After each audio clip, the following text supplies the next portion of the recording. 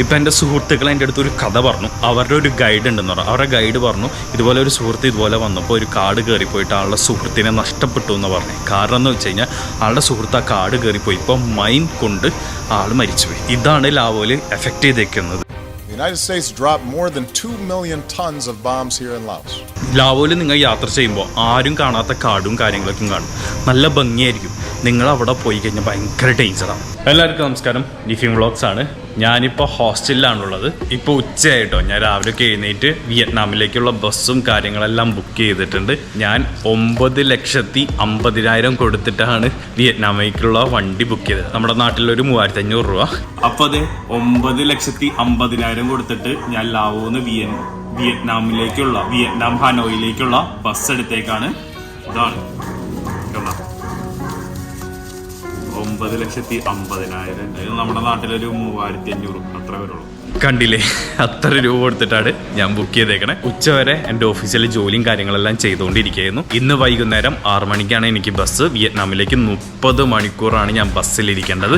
ഈ ഹോസ്റ്റലിലാണ് ഞാൻ താമസിക്കുന്നത്. കുഴപ്പമൊന്നുമില്ല ഹോസ്റ്റല്. ഇവിടെ നമുക്ക് ചെക്ക് ഔട്ട് ചെയ്തിട്ട് നമ്മുടെ ലഗേജും കാര്യങ്ങളെല്ലാം വെച്ചിട്ട് നമുക്ക് പുറത്തേക്കും പോകാൻ ഒരു പ്രശ്നമില്ല. ഇവിടെ തൊട്ടടുത്തുള്ള സ്ഥലമുണ്ട് വാർ മ്യൂസിയം, അങ്ങോട്ട് നമുക്ക് പോവാം. ഇവിടുത്തെ വീടുകളൊക്കെ നമ്മുടെ നാട്ടിലെ അതേ ഒരു സെറ്റപ്പാണ്, വീടുകളും കാര്യങ്ങളെല്ലാം. പക്ഷെ വൃത്തിയുണ്ട്. പോകുന്ന വഴി ഒരു പഴയ വണ്ടി കണ്ടില്ലേ, സിട്രോൺ എന്നാണ് പേര്. ഞാൻ ആദ്യമായിട്ടാണ് ഇതുപോലത്തെ ഒരു വണ്ടി കാണുന്നത്. ബീറ്റിലയുടെ ചെറിയൊരു കട്ട്, അത്രേ ഉള്ളൂ. ഇവിടെ ഒരു ജംഗ്ഷൻ എത്തി. ഇവിടുന്ന് എനിക്കൊരു 10 മിനിറ്റ് വാക്കുള്ളൂ വാർ മ്യൂസിയത്തിലേക്ക്. അവിടുന്ന് ഫുഡും കാര്യങ്ങളെല്ലാം കഴിക്കാനൊക്കെ പറ്റും.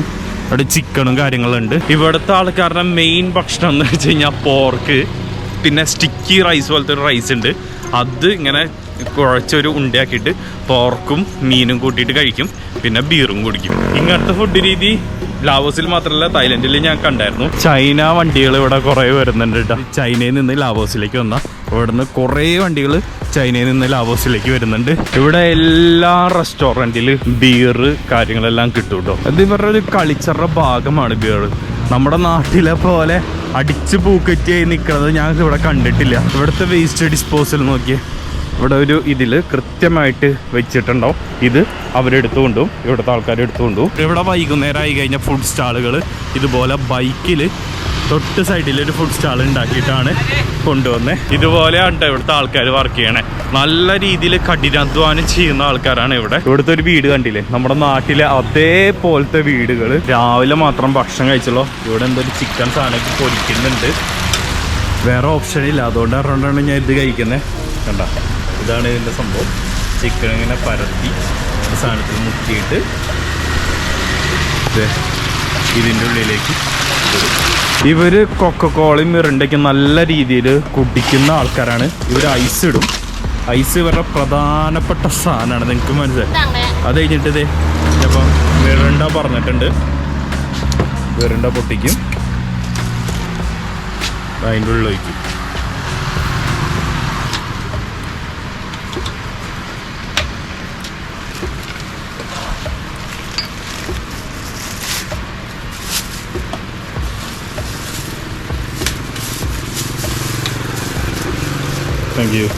ഐസ് ഇവരുടെ മെയിൻ പരിപാടിയാണ്. അത് ഞാൻ തായ്ലൻഡിൽ പോയപ്പോഴും കണ്ടു. ഐസ് ഇട്ടിട്ടാണ് ഡ്രിങ്ക്സ് മൊത്തം തരുള്ളൂ, ഫുൾ ഐസ് നിറച്ചിട്ട്. ഇവിടെ എന്തൊക്കെ മസാലയും ചേർത്ത് എല്ലാം എനിക്ക് തരുന്നുണ്ട്. കഴിച്ചു നോക്കാം. ഇത് ഒരു ഐസ്ക്രീം പോലെ ഇങ്ങനെ കടിക്കാം.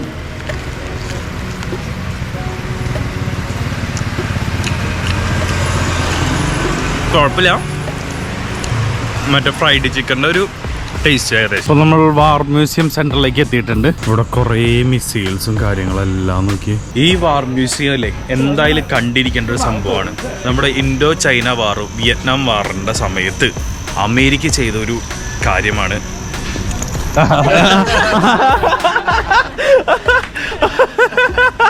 അയ്യോ അയ്യോ, ഞാൻ കണ്ടില്ല കേട്ടോ. ഇവരെ ഞാൻ ഇന്നലെ മീറ്റ് ചെയ്തതാണ്. നേരത്തെ പറഞ്ഞില്ലേ, കുറച്ച് ഫോറിനേഴ്സിൻ്റെ അടുത്ത് സംസാരിച്ചു. ഇവരാണ് ഇന്ത്യയിലേക്ക് വരാൻ വേണ്ടി വെയിറ്റ് ചെയ്തിരിക്കണേ.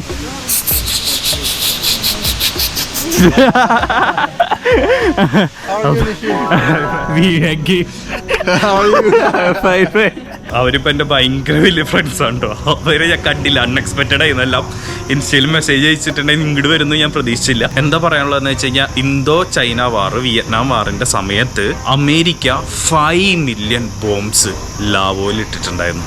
അത് സദേൺ പാർട്ടിൽ നല്ല രീതിയിൽ അവർ ബോംബും മൈൻസും കാര്യങ്ങളെല്ലാം ഇട്ടു. അതിൻ്റെ ഏറ്റവും വലിയ പ്രശ്നം എന്ന് വെച്ച് കഴിഞ്ഞാൽ ഇപ്പോഴും 30% ബോംബ് അവർക്ക് എടുക്കാൻ സാധിച്ചിട്ടില്ല. The United States dropped more than 2 million tons of bombs here in Laos.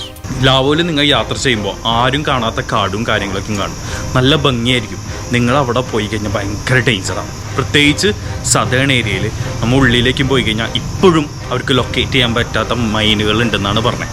ഇപ്പം എൻ്റെ സുഹൃത്തുക്കൾ എൻ്റെ അടുത്ത് ഒരു കഥ പറഞ്ഞു. അവരുടെ ഒരു ഗൈഡ് ഉണ്ടെന്ന് പറഞ്ഞു. അവരുടെ ഗൈഡ് പറഞ്ഞു ഇതുപോലെ ഒരു സുഹൃത്ത് ഇതുപോലെ വന്നപ്പോൾ ഒരു കാട് കയറിപ്പോയിട്ട് ആളുടെ സുഹൃത്തിനെ നഷ്ടപ്പെട്ടു എന്ന് പറഞ്ഞു. കാരണം എന്ന് വെച്ച് കഴിഞ്ഞാൽ ആളുടെ സുഹൃത്ത് ആ കാട് കയറിപ്പോയി, ഇപ്പോൾ മൈൻ കൊണ്ട് ആൾ മരിച്ചുപോയി. ഇതാണ് ലാവോയിൽ എഫക്റ്റ് ചെയ്തേക്കുന്നത്. അപ്പോൾ ഈ ബോംബ് ഉണ്ടെന്ന് വിചാരിച്ചിട്ട് നിങ്ങൾ വരാതിരിക്കരുത്. ഇവിടെ കുറേ ടൂറിസ്റ്റ് ഏരിയ കാര്യങ്ങളെല്ലാം ഉണ്ട്. അവിടെ ഒന്നും ബോംബും കാര്യങ്ങളൊന്നുമില്ല. 30% ബോംബാണ് ഇവർക്ക് എടുക്കാൻ പറ്റാത്ത.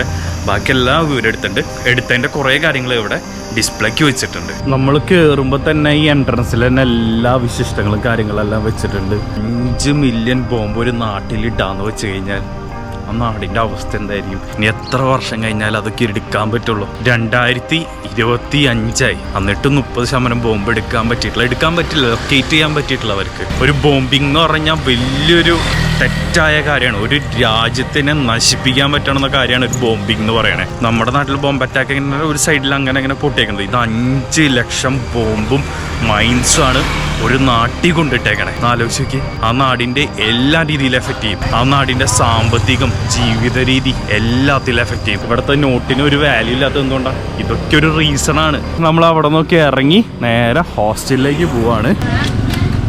ഞാനപ്പോൾ ഒരു മാംഗോ സ്റ്റിക്കി റൈസ് ഇവിടെ നിന്ന് വാങ്ങിച്ചിട്ടുണ്ട്. പിന്നെ ഈ സാധനം കൂടി എന്താണെന്ന് എനിക്കറിയില്ല. ഇവിടെ എല്ലാവരും വാങ്ങിക്കുന്നത് കണ്ടു, അതുകൊണ്ട് അവരോട് വാങ്ങിച്ചതുള്ളൂ. അങ്ങനെ മാംഗോ സ്റ്റിക്കി റൈസ് ഓപ്പൺ ചെയ്തു. ഇത് ഇങ്ങനെ ഒഴിക്കണം എന്നാണ് പറഞ്ഞത്.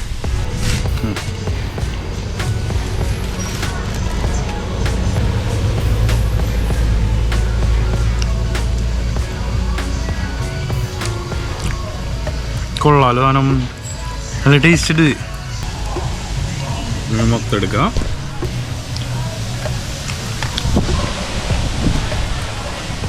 സാധനം കൊള്ളാട്ടോ.